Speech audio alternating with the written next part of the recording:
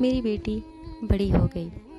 ایک روز اس نے بڑے پیار سے مجھ سے پوچھا، پاپا کیا میں نے آپ کو کبھی رلایا ہے؟ میں نے کہا جی ہاں۔ کب؟ اس نے حیرت سے پوچھا۔ میں نے بتایا، اس وقت تم قریب 1 سال کی تھی، گھٹنوں پر سرکتی تھی۔ میں نے تمہارے سامنے پیسے، قلم اور کھلونا رکھ دیا کیونکہ میں دیکھنا چاہتا تھا کہ تم تینوں میں سے کسے اٹھاتی ہو۔ تمہارا انتخاب مجھے بتاتا کہ بڑی ہو کر تم کسے زیادہ اہمیت دیتی۔ جیسے پیسے مطلب جائیداد، قلم مطلب عقل اور کھلونا مطلب لطف اندوزی۔ میں نے یہ سب کچھ پیار سے کیا۔ مجھے تمہارا انتخاب دیکھنا تھا۔ تم ایک جگہ مستحکم بیٹھی ٹکر ٹکر ان تینوں اشیاء کو دیکھتی رہی۔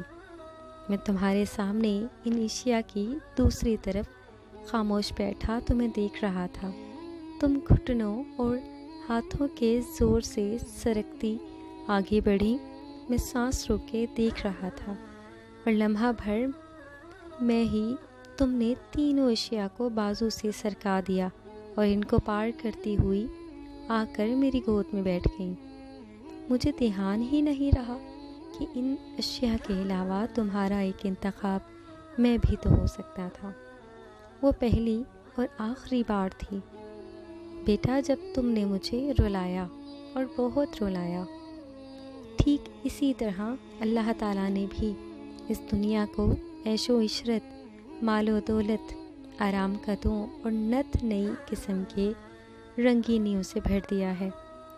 وہ یہ دیکھنا چاہتا ہے کہ ان تمام اشیاء کو چھوڑ کر کون اپنے رب کی طرف لپکتا ہے اور کون آرام قدوں کو تج کر رب کی رضا کی خاطر نکلتا ہے۔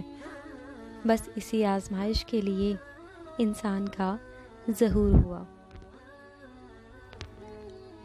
اور سورہ الذاریات کی آیت نمبر 50 میں اللہ پاک اسی لیے ارشاد فرماتا ہے، بس بھاگو اللہ کی طرف۔